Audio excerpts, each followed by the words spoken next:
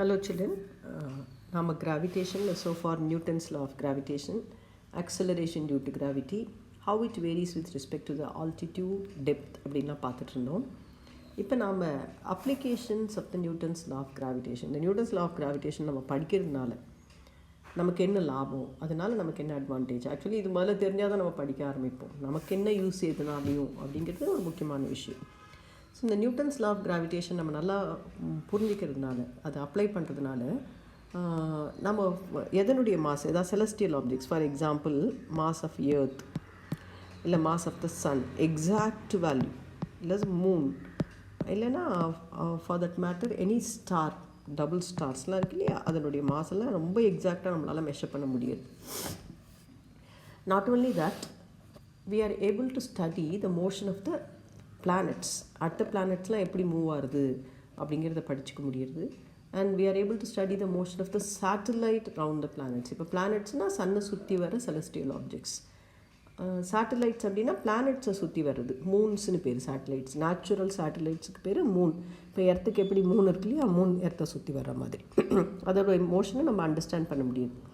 இதை அண்டர்ஸ்டாண்ட் பண்ணுறதுனால நமக்கு என்ன லாபம், நம்ம ஏதாவது எர்த்துக்கு ஒரு ஆர்டிஃபிஷியல் சேட்டலைட் நம்ம லான்ச் பண்ணணும்னு நினச்சா இந்த ஸ்டடி நமக்கு ஹெல்ப்ஃபுல்லாக இருக்குது. எவ்வளோ ஹைட்டில் கொண்டு போய் அந்த சேட்டலைட்டை நம்ம லான்ச் பண்ணலாம், அது எவ்வளோ வெலாசிட்டி நமக்கு கொடுத்தா அது கரெக்டாக சுற்றி வரும், அதுக்கு நம்ம சுற்றுறதுக்கு எதாவது ஃபியூயல் தரணுமா கண்டினியூஸாக, அப்படிங்கிறதுலாம் நம்மளால் பெட்டராக அண்டர்ஸ்டாண்ட் பண்ணிக்க முடியுது. ஸோ அதை பற்றி நம்ம கொஞ்சம் மேலே போக வச்சு பார்ப்போம். ஆனால் அதுக்கு போகிறதுக்கு முன்னாடி we should know the basic difference between two items. ரெண்டு விஷயம் நல்லா தெரியணும், mass and weight of an object அப்படின்னா என்னன்றது நமக்கு நல்லா கரெக்டாக தெரிஞ்சுக்கணும். இப்போ மாஸ்னா it is a quantity of matter contained in an object. அது ஒரு scalar quantity, it's a constant, it does not change from one place to the other place. So மாஸுங்கிறது இது வந்து கிளாசிக்கல் மெக்கானிக்ஸ், எயின்ஸ்டீன் மெக்கானிக்ஸில் என்ன வித்தியாசம் இருக்குது, பட் சோஃபார் நமக்கு தெரிஞ்சிருக்கிறது mass is a quantity of matter contained in a body. It's a scalar quantity, its value is constant everywhere. Whereas weight of an object na on the earth, weight of an object on the earth na the force with which the earth pulls the object towards it. ஒரு எந்த ஃபோர்ஸோட earth அந்த ஆப்ஜெக்டை தாங்கிட்ட இழுக்கிறதோ அதுக்கு பேர் weight. So ஃபோர்ஸ்ன்னு சொல்லிட்டதுனால ஆட்டோமேட்டிக்காக இது ஒரு vector quantity அப்படின்னு நமக்கு தெரியுது. ஸோ நம்ம வெயிட் ஆன் எர்த் அப்படின்னு சொல்கிறோம் ஸ்பெசிஃபிக்காக. அப்போ என்ன அர்த்தம், எர்த்தில் தான் weight constant, it's a constant at a given place. இடம் மாற வெயிட் மாறும். Whereas mass is a constant everywhere, weight is a constant at a given place. ஒரு இடத்துல வெயிட் கான்ஸ்டன்ட், இடம் மாற வெயிட் மாறும். ஸோ ஒரு ஆப்ஜெக்ட்டுக்கு மாஸ் எம் இருந்தால் அந்த வெயிட் நம்ம எப்படி எழுதுவோம், எம் இன்ட்டு ஜின்னு சொல்லுவோம். ஸோ இங்கே இந்த ஜிங்கிறது எர்த்துலேயே ஒவ்வொரு இடத்துல வித்தியாசமாக இருக்கிறதுனால நம்ம பார்த்தோம், ஆல்டிடியூட் மாறினா ஜி மாறும், டெப்த் மாறினா ஜி மாறும், and again latitude of a place மாறினா ஜி மாறும். ஸோ இந்த ஜி மாறுறதுனால weight of an object changes from place to place அப்படிங்கிறது இந்த விஷயத்தை நம்ம கரெக்டாக ஞாபகம் வச்சுக்கணும். இன்னொன்று நம்ம ஞாபகமாக என்ன தெரிஞ்சுக்கணுன்னா, centre of mass and centre of gravity. Centre of மாஸ்னால் இப்போ ஒரு ஏர்த்துலேயே வச்சுக்கலாமே, ஏர்த் வந்து ஒரு பாடி அப்படின்னா நிறைய பார்ட்டிகிள்ஸ் சேர்ந்தது. இப்போ ஒரு ஆப்ஜெக்ட் இருக்குது, அதுக்கு ஒரு 5-6 பார்ட்டிகிள் இருக்குதுன்னு வச்சுக்கலாம் ஒரு எக்ஸாம்பிள். ஒவ்வொன்றுக்கும் தனித்தனியாக மாஸ் இருக்கும். இதோட மாஸ் இங்கே ஃபஸ்ட்டு பார்ட்டிகிள் மாஸ் இங்கே இருக்குது, செகண்டுக்கு இங்கே இருக்குது, தேர்டுக்கு இங்கே இருக்குது, ஃபோர்த்துக்கு இங்கே இருக்குது. இப்போ என்டையர் மாஸ் அப்படிங்கிறது ஒரு குறிப்பிட்ட இடத்துல கான்சென்ட்ரேட் ஆகிருக்க மாதிரி கன்சிடர் பண்ணிக்கிறோம். நம்ம எர்த்தே பண்ணும்போது என்ன சொன்னோம், எர்த்தோட மாஸ் ஃபுல்லாக அதோட சென்டரில் கான்சென்ட்ரேட் ஆகிருக்கு அப்படின்னு நம்ம சொன்னோம். ஸோ அது ஒரு ரெகுலர் ஷேப் இருக்கிற ஆப்ஜெக்ட்ஸ் யூனிஃபார்ம் டென்சிட்டின்னு தான் நார்மலாக அதோட சென்டரில் தான் அதோட மாஸ் கான்சென்ட்ரேட் ஆகிருக்கும். So centre of mass of an object is a point where the total mass is supposed to be concentrated. So ஒவ்வொரு பார்ட்டிக்கிளோட இண்டிவிஜுவல் மாஸஸ் வேறு இடத்துல இருக்குது, மொத்த மாஸும் ஒரு இடத்துல கான்சென்ட்ரேட் ஆகிருக்கிற மாதிரி நம்ம அசியூம் பண்ணிக்கிறோம். That is called the centre of mass. நார்மலாக ஒரு uniform shaped objects with uniform டென்சிட்டிக்கு அதோட சென்டர் தான் சென்டர் ஆஃப் மாஸாக இருக்கும்.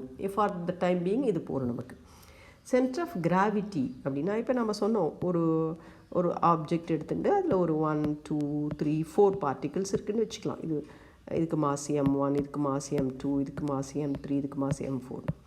இப்போ எர்த் என்ன பண்ணும், இந்த M1 இந்த டைரெக்ஷனில் ஃபோர்ஸ், இங்கே தான் எர்த் இருக்குதுன்னு வச்சுக்கலாம். எர்த்தோட மேலே இந்த ஆப்ஜெக்ட் இருக்குது, இது எர்த்தோட சர்ஃபேஸ் மேலே. அப்போ M1 இந்த டைரெக்ஷனில் புல் பண்ணும், M2 இந்த டைரெக்ஷனில் ஒரு ஃபோர்ஸ் இருக்கும், M1G அப்படின்னு ஒரு ஃபோர்ஸ் இந்த டைரெக்ஷனில் இருக்கும். இங்கே M2G, இங்கே M3G, இங்கே M4G. இந்த 4 ஃபோர்ஸுக்கும் ரிசல்டன்ட் எடுத்தால் அந்த ஃபோர்ஸ் எந்த இடத்துல ஆக்ட் பண்ணுறதோ. So centre of gravity is the point where the net force, சரியா, where the net force on the object is assumed to act. அங்கே ஆக்ட் பண்ணலை, நம்ம அங்கே அசியூம் பண்ணிக்கிறோம். இந்த இடத்துல ஒரு ஃபோர்ஸ் கொடுத்தா எவ்வளோ இருக்குமோ ரிசல்டன்ட்னா இந்த 4 ஃபோர்ஸ் சேர்ந்து செய்கிற வேலையை இந்த ஒத்த ஃபோர்ஸ் செய்ய போடும். So center of gravity is the point where the net force on the object is assumed to act. Center of mass is a point where the net mass of the object is assumed to be concentrated. இது ஞாபகம் வச்சுக்கணும். So with this in mind, இது குவிக்காக புரியறதுக்கு நம்ம ஒரு example எடுத்துக்கலாமே. First sum for today. If a man weighs 60 kg on the surface of the earth, earth இருக்குது, earthோட சர்ஃபஸில், எர்த்தோட radius capital ஆர்னு வச்சுக்கலாம். எர்த்தோட சர்ஃபஸில் ஒரு மேனோட weight 60 kg. Weight is equal to, பார்க்கலாம், வெயிட்டுக்கு நார்மலாக யூனிட்னு பார்த்தோன்னா வெயிட் ஃபோர்ஸாக இருக்கிறதுனால நியூட்டன் இருக்கணும், இல்லைன்னா கிலோகிராம் வெயிட் இருக்கணும். சம்டைம்ஸ் வெயிட் இஸ் 60 kgன்னு கொடுத்தா 60 kg வெயிட்னு அர்த்தம் இருக்குது. இப்போ ஒரு mass of an object is 60 kg. இப்போ இந்த கேஜிங்கிற யூனிட்டை வச்சுட்டு நம்ம அது எம்மா டபிள்யூவான்னு டிசைட் பண்ணிட முடியாது.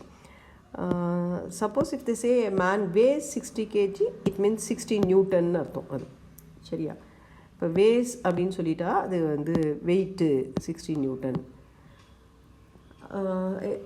The mass of an object is 60 kg அப்படின்னா m is equal to 60 kgன்னு அர்த்தம். He weighs 60 Newtons அர்த்தம். 60 kgன்னு கொடுத்துருந்தாலும்.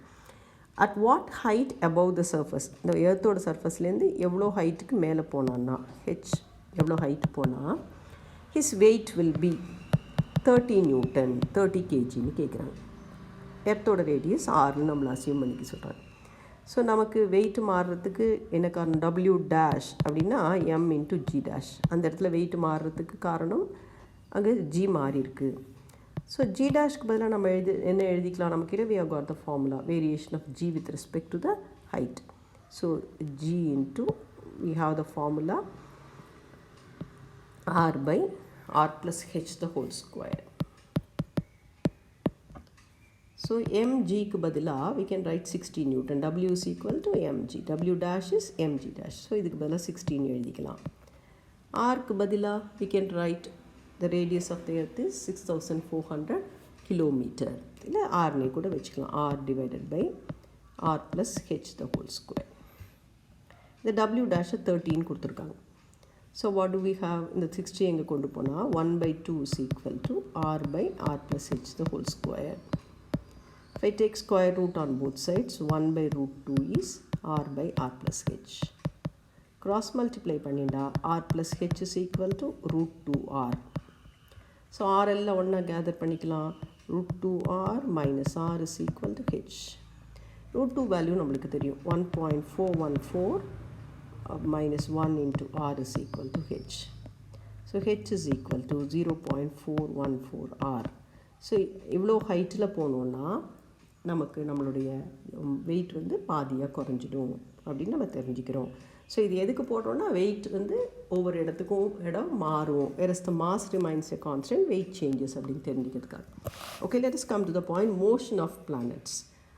ஸோ சன்னு சென்டரில் இருக்குன்னா இந்த பிளானட்ஸ் எல்லாம் நமக்கு தெரியும் சன்னை சென்டராக வச்சுட்டு சர்க்குலர் ஆர்பிட்டில் சன்னை சுற்றி வருது. Let us assume the sun to be having a mass m1 and there is a planet, எர்த்தே வச்சுக்கலாம். Earth is a planet of mass m2 which is going around the sun in a circular orbit of radius r. இப்படி வச்சுட்டோன்னா இப்படி சுற்றி வர்றதுக்கு நம்ம மெக்கானிக்ஸில் படிச்சிருக்கோம், whenever an object executes circular motion definitely it needs a centripetal force. Centripetal forceன்னு ஒரு force இல்லாமல் circular motion possible இல்லை. Centripetal ஃபோர்ஸ்னு தனியாக ஒரு ஃபோர்ஸ் கிடையாது. Different forces act as centripetal force at different instances அப்படின்னு பார்த்துருக்கோம் வேறு வேறு நேரத்தில். இந்த இடத்துல யார் சென்ட்ரிபீட்டல் ஃபோர்ஸ் தரா, இந்த சன்னுக்கும் எர்த்துக்கும் நடுவில் ஒரு கிராவிடேஷனல் ஃபோர்ஸ் ஆஃப் அட்ராக்ஷன் இருக்குது. எவ்வளோ அது, G m1 m2 by r square. இந்த ஃபோர்ஸ் தான் சென்ட்ரிபீட்டல் ஃபோர்ஸ் mv²/r வேலையை செய்ய போகுது.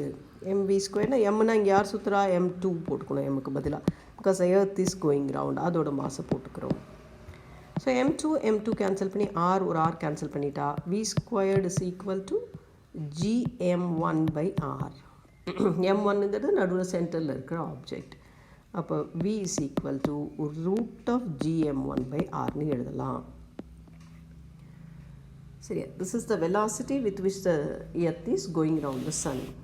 இப்போ நான் இப்போ எர்த்தை சுற்றி ஒரு மூன் இருக்குது, gm1ங்கிறது. Earth is at the centre having a mass capital M. Moon goes round the earth. Moon is having a mass small m. It goes round the earth in an orbit of radius small r ன்னு வச்சுக்கலாம்.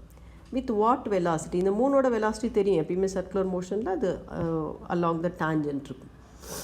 With what velocity?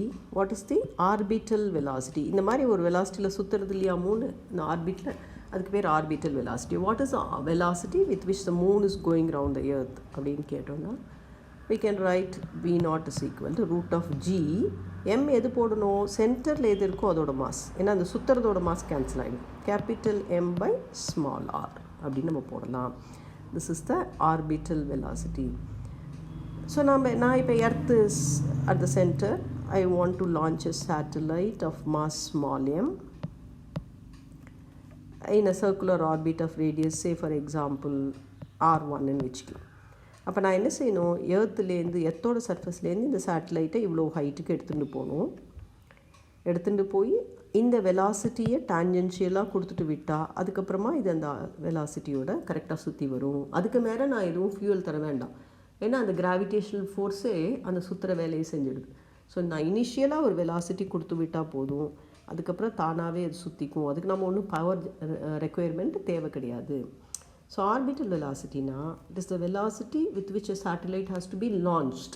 நம்ம launch அப்போ கொடுத்தா போகிறோம், அதுக்கப்புறம் அந்த வெலாசிட்டியை வச்சுட்டு அது கிராவிடேஷனல் ஃபோர்ஸினுடைய யூஸில் சுற்றி வரும்.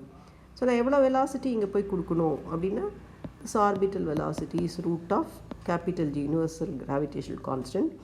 யாரை சுற்றி வருதோ அதோட மாஸ் டிவைடட் பை என்ன ஆர்பிட்டில் சுற்றுறதோ அந்த ஆர்பிட்டோட ரேடியஸ். ஸோ √gm/r அப்படிங்கிறது ஆர்பிட்டல் வெலாசிட்டியுடைய speed.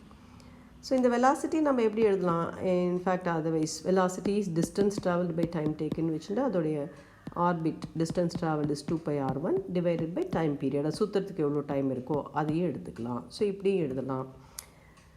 So we just have studied what is meant by orbital velocity and what is meant by the time period of a satellite. Time period na ஒரு தடவை ஃபுல்லாக சுற்றி வர்றதுக்கு எடுத்துக்கிற time, capital T. Orbital velocity of a satellite is the velocity, the tangential velocity that should be given to the satellite at a given height so that it goes round the planet in circular orbit. நம்ம எர்த்துலேருந்து ஒரு ஹைட்டுக்கு எடுத்துன்னு போய் அதுக்கு இனிஷியலாக ஒரு வெலாசிட்டியை கொடுத்துட்டு விட்டால், எந்த வெலாசிட்டியை கொடுத்து விட்டால் அது சுற்றி வருமோ கண்டினியூவஸாக சர்க்குலர் ஆர்பிட்டில், அந்த வெலாசிட்டிக்கு ஆர்பிட்டல் வெலாசிட்டின்னு பேர். இந்த கேபிட்டல் T போட்டிருக்கேனே time period, regular time period definition தான். It is the time taken by the satellite to go round the planet once. So நாம் ஒரு எக்ஸாம்பிள் எடுத்துக்கலாம். ஒரு remote sensing satellite of the earth is revolving in a circular orbit at a height of 400 km above the surface of the earth. உங்களுக்கு தெரியும், ஜியாகிரஃபியில் படிச்சிருப்பீங்க, remote சென்சிங்னா மேலேருந்தே கீழெல்லாம் எங்கெல்லாம் potential fishing area, எங்கெல்லாம் ஃபிஷ் நிறைய கிடைக்கிறதுன்னு ஃபோட்டோ எடுத்து ஃபிஷர்மேனுக்கு ஹெல்ப் பண்ணும். மினரல்ஸ், ஓர்லாம் எந்த இடத்துல ரிமோட் தூரக்கு இருந்தே சென்ஸ் பண்ணும், இந்த இடத்துல இந்த ஓர் இருக்குது, இங்கே நிறைய கான்சன்ட்ரேஷன் இருக்குது, இங்கே மைனிங் பண்ணலாம் அப்படின்னு வெட்டி பார்த்து சொல்லாமல் ரிமோட்லேருந்தே சென்ஸ் பண்ணி கொடுக்கக்கூடிய சேட்டலைட். ஸோ இப்போ எர்த் இருக்குன்னு வச்சுக்கலாம், எர்த் இஸ் சர்க்குலர் ஸ்பியர்னு வச்சுக்கலாம், ஆஃப் ரேடியஸ் கேபிட்டல் R. ஒரு ரிமோட் சென்சிங் சேட்டலைட் எர்த்துலேருந்து எவ்வளோ 400 கிலோமீட்டர் ஹைட்டில் அது சுற்றி வருது. Height H is equal to 400 kilometre.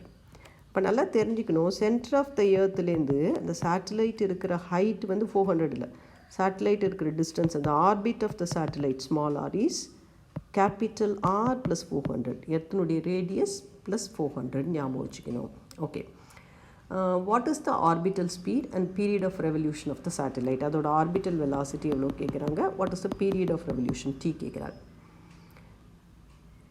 Okay, நம்ம வரலாம். இப்போ ஆர்பிட்டல் வெலாசிட்டி கண்டுபிடிக்கணும்னா நமக்கு என்ன ஃபார்முலா இருக்குது. Orbital velocity is root of capital M G M எர்த்துடைய மாஸ் டிவைடட் பை என்ன போட்டுக்கலாம், radius of the orbit small r போட்டுக்கலாம். பட் இந்த கேபிட்டல் ஜி கேபிட்டல் எம் எல்லாம் போடுறதுக்கு பதிலாக நம்மக்கிட்ட ஒரு ஃபார்முலா இருக்குது. G is equal to GM by R square. சரி, we got a formula. G is equal to GM by இந்த இடத்துல G கண்டுபிடிக்கிறோமோ R plus H the whole square. இதுலேருந்து நம்ம GM எடுத்தால் G into R plus H the whole square னு எழுதிக்கலாம். இந்த R plus H தான் வந்து என்னது small r, G into small r square. அப்போ இந்த GMக்கு பதிலாக we can write G into small r square by R.